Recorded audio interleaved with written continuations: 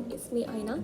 So today in this video I want to share to you guys tips and tricks to score an ace in PT3 examination question.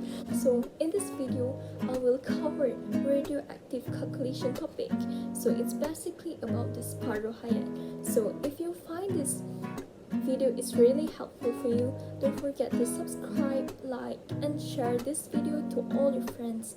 And if you have some problems in understanding the topics or the subjects, please comment down below, let me know, and I will try my best to make this video helpful for you guys.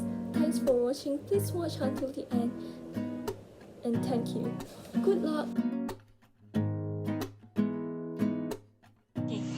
Ni soalan dia, PA234 mereput menjadi U234 dan dengan pancarkan sinar beta. Jika separuh hayat PA234 ialah 5.2 jam, berapa jisim PA234 yang tinggal selepas 20.8 jam dengan jisim asalnya 32 gram. So kita nak cari jisim yang tinggal. So first kali kita cari dulu jisim asal dia 32 gram. Ni jisim asal. So bila jisim asal kita kena letak kat sini. So 0 jam 32 gram. So untuk kita nak cari jika separuh hayat PA234 ialah 5.2 jam. So 5.2 jam ni kita nak cari separuh hayat dia berapa. So tambahkan 5.2. Tambah 5.2, yang ni adalah bahagi 2 sebab dia separuh hayat. So bila bahagi 2 dapatlah 16 gram.